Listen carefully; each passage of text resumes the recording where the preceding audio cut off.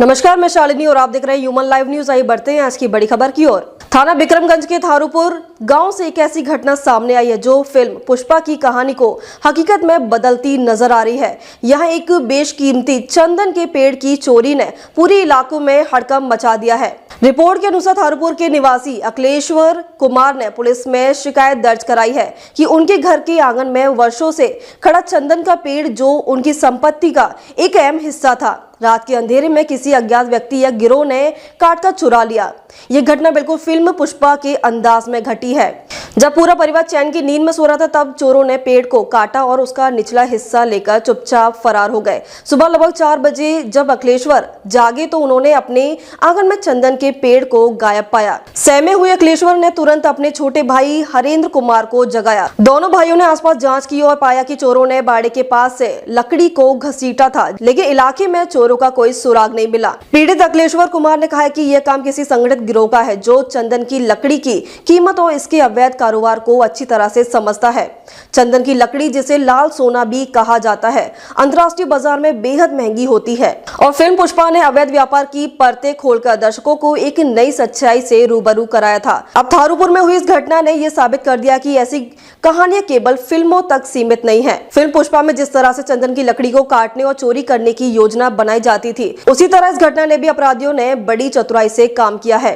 अखिलेश्वर कुमार ने पुलिस से अनुरोध किया है कि इस मामले की गंभीरता से जांच की जाए और दोषियों को जल्द से जल्द गिरफ्तार किया जाए। अब देखना ये होगा कि थाना विक्रमगंज की पुलिस इस पुष्पा स्टाइल चोरी का पर्दाफाश करने में कब तक कामयाब होती है।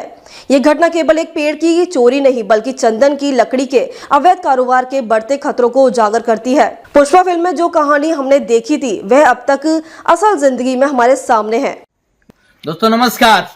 बेहद ही एक अच्छी डायलॉग थी, बहुत ही वायरल हुआ। सब लोग ऐसे करके एक डायलॉग पर पोज देते थे कि पुष्पा झुकेगा नहीं। चलिए, पुष्पा नहीं झुका और पुष्पा ने कहीं ना कहीं बिहार को भी बच्चों को ट्रेंड किया।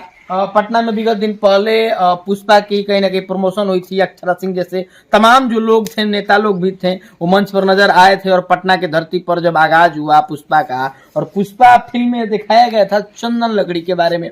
चंदन अपने आप में हिंदू धर्म मान्यताओं में भी काफी अपना महत्व रखता है। पूजा पाठ की महत्व की बात की जाए, उसकी लकड़ी की बात की जाए, या कहीं ना कहीं देखिएगा कि जो लोग टीका लेते हैं, तिलक लगाते हैं, वो चंदन का लगाते हैं कि बोलते हैं कि चंदन का हमने टीका लिया है भाई। तो यह चंदन का वृक्ष है, लेकिन चंदन के इस वृक्ष को, इस पेड़ को 42 वर्षों से एक घर के आंगन को कहीं ना कहीं शोभा देता था। और अभी हमारी मौजूदगी जो है वो रोहतास जिले में, बिहार का रोहतास जिला है और गांव का नाम धारूपुर है। और धारूपुर से इस चंदन के इकलौते पेड़ को चोरों के द्वारा चुरा लिया जाता है और चुराया रात के अंधेरे में जाता है।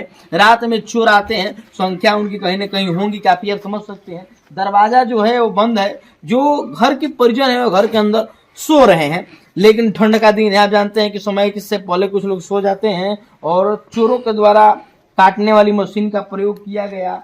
और देर रात लोग जो हैं, चोर लोग जो हैं, जो पुष्पा फिल्म से कहीं ना कहीं इंस्पायर हो गए थे, उनको सीख मिली थी कि भैया अगर चंदन की लकड़ी को चुराया जाएगा और बाजार में मोटे दाम से बेचा जा सकता है तो कहीं ना कहीं इसकी जो कीमत होती है लाखों में होती है। और इस चंदन की लकड़ी को चोरों के द्वारा चुरा लिया गया, पेड़ को काट करके इनके घर के दरवाजे के पीछे की ओर से सीधे तौर पर ना जा करके दीवार को तोड़ करके ले गया। जिनके घर चोरी हुई है वो रोहतास जिला में ही भाजपा के सक्रिय सदस्य के साथ साथ युवा नेतृत्व के साथ साथ भाजपा के प्रवक्ता भी हैं, जिला प्रवक्ता। आज भी क्या नाम हुआ आपका?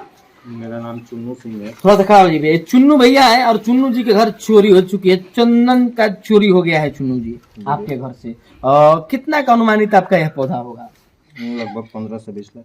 15 से 20 लाख अनुमानित इसका दाम लगाया आपने। ये सरकारी रेट है? हाँ, सरकारी। मतलब बाजार में अगर होने पौने दाम पर बेचा तो कुछ ज्यादा भी ज्यादा भी मिल सकता है। तो आपने तो सरकारी रेट बताया। बहरहाल इस मामले में FIR किया कि नहीं आपने? FIR किए हैं। अच्छा, अधिकारियों का क्या कुछ कहना है? अधिकारी लोग से मेरी बात हो रही है और उनसे बात करने के क्रम में मुझे आश्वासन लोग दिए हैं कि मैं इसकी जड़ को देखूंगा। कहाँ से आखिर मतलब कितने बजे काटा गया? आप उस घर में मौजूद थे जब रात में घटना हुई? हम नहीं थे, हम बाहर थे, हम पटना में थे।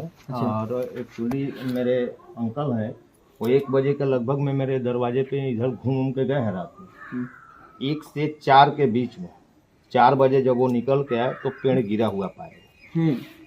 4 सबसे बजे पहला बार शाम- उन्होंने ही देखा। हाँ, उन्होंने। आखिर ये काटने के बाद इसकी तो टहनियां काफी अभी बड़ी हो गई थी, लगभग 42 साल पुराना आपके द्वारा बताया गया जी, कि जी। आपके बड़े पापा ने लगाया था, इनके बड़े पापा ने लगाया था और काफी लंबे समय के बाद धीरे धीरे कहीं ना कहीं वर्तमान अगर बिहार की बात की जाए तो यहाँ की अगर वो शक्ति और यहाँ की मिट्टियों में कुछ होता है जिसकी तरह ये बहुत ही मतलब धीमे गति की ओर आगे बढ़ता था, लेकिन फिर भी 40 साल 42 साल के बाद इसकी एक लंबी हाइट हो चुकी थी और मोटे रकम देने लायक पेड़ हो चुका जी, था। जी। और आप तो इसको धार्मिक रूप से लगाए होंगे, हाँ, हाँ। काट के बेचने की तो कुछ नहीं, थी नहीं, नहीं। इससे पूजा वूजा हम लोग कर देते हैं, ऐसा कोई बात नहीं है। जी पूजा पाठ के ध्येय से ही इसको लगाया ही गया था।